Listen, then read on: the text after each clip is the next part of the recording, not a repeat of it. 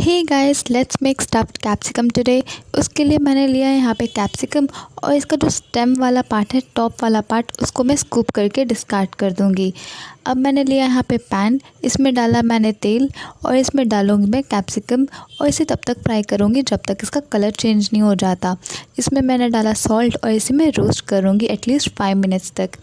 देखिए मेरा कैप्सिकम अच्छे से पक चुका है। सेम तेल को मैंने गरम किया, इसमें डाला मैंने जीरा, green chillies, boiled and meshed potatoes. इन्हें मैं 2 मिनट के लिए पका लूँगी। अब मैं डालूँगी मसाला, हल्दी पाउडर, रेड चिली पाउडर, धनिया पाउडर, गरम मसाला, सॉल्ट एज़ पर टेस्ट। इन सारी चीज़ों को मैं मिक्स करूँगी और अच्छे से हमारे आलू को पका लूँगी। हमारा आलू का मसाला बन के रेडी हो चुका है और इसे गार्निश करेंगे कोरिएंडर लीव्स के साथ और एक बार अच्छे से मिक्स करके इसे ठंडा होने के लिए छोड़ देंगे। एक बार ठंडा हो जाएगा तो ये मसाला को हम हमारा रोस्टेड किया हुआ कैप्सिकम में डालेंगे, ऐसे स्टफ़ करेंगे और सील करके इसे साइड रख लेंगे। ये सेम प्रोसेस हम सारे कैप्सिकम के साथ रिपीट करेंगे।